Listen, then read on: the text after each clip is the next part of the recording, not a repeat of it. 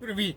I'm Chuck Olinik, a Ukrainian-American who was baptized with the name Yaroslav, which is also the name that I use in the historical reenactment group, the Society for Creative Anachronism. When I retired from teaching world history, I decided I would continue to explore certain topics and talk about them while I was wearing garb. And I decided to take a really deep dive into Slavic folklore and mythology. Well, it's September 30th, and the harvest moon is up, so we're getting into the spooky season, and I thought I would talk about the Vlkodlak, or the Vlkodlak, or in Ukrainian it's Vlkodlak, and that's the Slavic form of the werewolf. And it's often someone who can change for a certain time, or maybe it's someone who gets changed into the form of a wolf. Instead of a half-man, half-wolf creature, the Vlkodlak looks a lot like an ordinary wolf. There might be a few oddities in appearance or behavior, or maybe you do get that hybrid form. With folklore, you can't just point at one thing, go, yep, that's it. There's a bunch of variations, just like there's a bunch of names all throughout the Slavic world and all throughout Eastern Europe, right? And also the Caucasus. There's still a human mind in there. It just can't speak in a human tongue. And in Slavic lore, the wolf form is the most common form of were transformations. All the Slavic groups and Eastern European ones and the Caucasus, they all have these stories to some extent. It's most common, though, amongst the Poles, the Belarusians, and the Ukrainians. And the Russians used another word, oboroten. They also used the word upir. And the Russian upir was said to be a former witch, a werewolf, or a particularly nasty sinner that had been excommunicated from the church. While in Ukraine, the upir is also feared as the vampire who could bring droughts and epidemics. All right, in the southern Slavs, werewolves and ghouls resemble each other, and in time the images kind of get merged. So it's really confusing. By the way, you got 3 types of werewolf. You want to become one? That becomes a lifestyle choice. Or you didn't want to become one, but you were born to it. Or you were cursed. Okay, so you want to be a werewolf. It was believed that sorcerers, in order to turn into wolves, because remember that was like the most popular choice, they read a spell or recited a spell and either jumped or stepped over or tumbled or climbed over an object imbued with magical power, or threw themselves over that. And that could be like a knife that was placed on the stump of an ash tree, often one that was struck by lightning, because, hey, let's add to the mystical stuff. And if you want to change back, because the change is temporary, what you do is you basically go in the other direction. It's kind of like hitting the little arrow to undo the change you made. So just reverse the direction. The earliest mentions of transforming into a wolf amongst the Slavs, because, hey, this stuff goes back to the Greeks, was in Byzantine chronicles of supernatural abilities of the Bulgarian Bayan Majesnik. He lived around like 910 to 970, where, air quotes, it is said that Bayan so mastered magic that he once inadvertently turned into a wolf or a beast like him. In the primary chronicle, it is mentioned that the citizens of Kiev rose up in open rebellion, dethroned Izyaslav, the eldest son of Yaroslav the Wise, and liberated and proclaimed Vyacheslav Bryacheslavich of Polotsk, also known as Vyacheslav the Sorcerer or Vyacheslav the Seer, as their Grand Prince or Veliki Knyaz. Vsevolod and Sviatoslav, the other sons of Yaroslav the Wise, who were also kind of contending for the throne, made no attempt to expel the usurper from Kiev. Maybe because they thought better of it.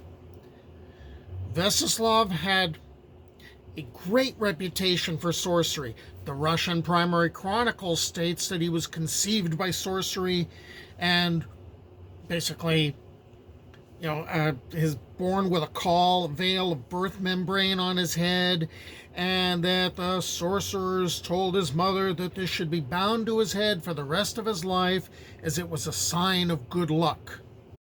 So you've got a werewolf as the Grand Prince of Kiev. Cool. The Bogatyr, Volk Veseslavich, or Volha Sviatoslavich, he goes by a lot of different names, was based upon him and was not as the other Bogatyri of ancient Rus after the coming of the Christians. He was one of the elder Bogatyri, according to the legends.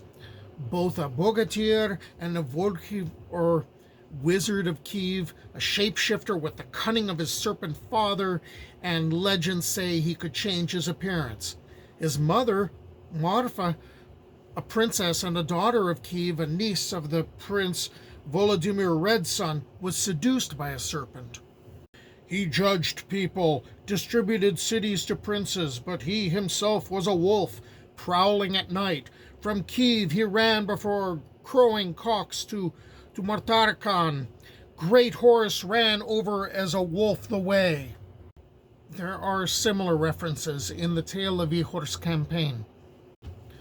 So, now we're dealing with the ones who were born to it. Those born with a birthmark or wolfish tufts of hair or a caul on the head, like Prince Vyacheslav, were believed to be werewolves. The caul was usually rolled up and kept as an amulet or sewn into garb to bring luck. Although in Vyacheslav's case, apparently it was tied to his head. And these people possessed powers of second sight and of metamorphosis, right? Werewolf stuff, changing into wolves. Beliefs existed that becoming a werewolf was something you carried with you from birth. Like your parents behaving in a particular way, you might end up as a werewolf. Or what you did in a past life, and apparently it's supposed to be some sort of punishment. Or maybe you were just born at the wrong time, or you were born in the wrong direction. And that's going to make you turn all hairy. Though capable of turning into any animal they wished, the preferred form was the wolf. It also aligns more with the typical Western view of the werewolf, changing forms between human and Vlkodlak under eclipses and certain phases of the moon, like the harvest moon tonight. As like the wolf, the Vlkodlak was believed to have this connection to the moon. In their human form, they were hairy, but there was little else to identify them besides, forgetting their actions at night. Because I guess they kind of had amnesia when that happened. This werewolf, like most others, could heal quickly and was incredibly powerful. The unique thing about the Eastern one, though, is it's carnivorous and sometimes it's cannibalistic tendencies, making it more relevant to being like a demon. Despite this, it's key to remember that attacking people did not turn those people into werewolves. Sorcerers did this change on themselves in order to cause harm to people, although There might be other ways to do it if you're a freaking sorcerer, but okay, got that. Now, the final way to become a werewolf is by a curse. There's a variety of curses that were possible. They were mentioned in Slavic folklore. There's tales of witches and sorcerers turning people into werewolves. And there's a number of ways to do this because, of course, it's not simple. It's folklore. You could throw a wolf pelt over a victim's head and poof, you're hairy. Or you get a belt tied on you, and that might cause people in the society to think about that when they're getting a knight's belt or a squire's belt or a protege's or an apprentice's belt. Just mentioning it. All right. Or maybe they get led through an enchanted doorway, and you get led through it like 3 times because, hey, 3 is like a wonderful magical number. And maybe there's an arch that's made of birch with a wild rose's spine in there. So here's a couple of examples here. There was a witch that fell in love with this Polish young man, but he scorned her. Uh-oh. And little guessing the danger he was in. One day, grazing his cattle in the woods, he decided he would cut some wood. As he raised his axe, however, he saw his hands becoming paws before his very eyes. He looked on helplessly while his fingernails turned into curling claws and great tufts of hair started to sprout all over his body. When he ran to his cows, intending to herd them quickly home, they stampeded in abject terror. He sought to call them back, but could only howl. To his horror, he realized he was now a wild and lonely werewolf. Here's another one from Belarus. It was said a slighted sorcerer once blighted an entire wedding feast, not allowing anyone to leave in the form in which they had arrived. The groom and other men were changed into werewolves. The women at the feast were changed into chattering magpies. The bride herself was left until last. Then she became a cuckoo and searched for her husband far and wide, seeking him endlessly with the same monotonous, melancholy cry. In these cases, the werewolf's transformation was permanent until the curse ran out or people shortened their time as one through various rituals. The transformed person was conscious and, unlike the ones who had changed from birth, wept often. These people often were said to be treated with pity more than fear. The werewolf tended to be a very solitary creature. Hey, it's cursed. And rarely was it associating with other wolves. And of course, when you make a statement of this doesn't happen in some other area of folklore, yes, it does. So Serbian werewolves, traditionally, they had the habit of hanging out in packs during the winter months. And what they would do is they would strip off their wolf skins and they'd hang them from trees. And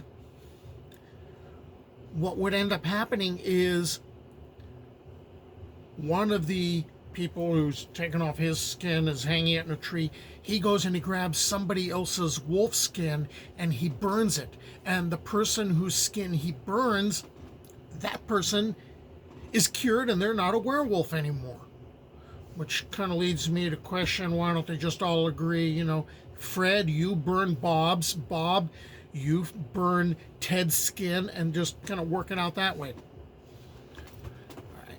Now, I keep talking about men being werewolves.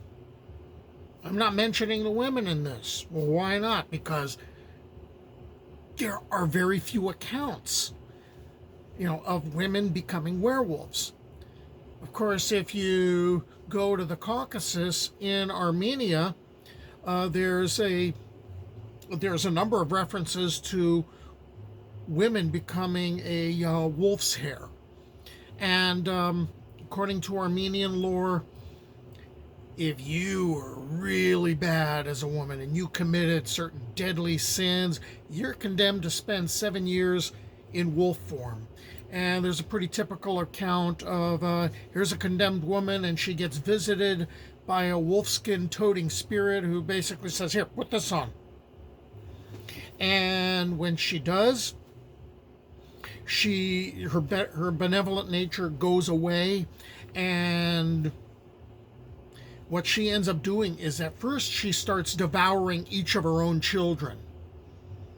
And then once she's run out of kids at home, she starts going to her relatives' houses and devouring their kids.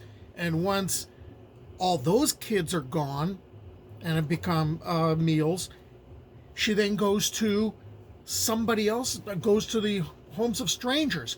And she is supposed to be walking around at night trying different doors, and if she finds a door that's open, oh, look, a Happy Meal's inside.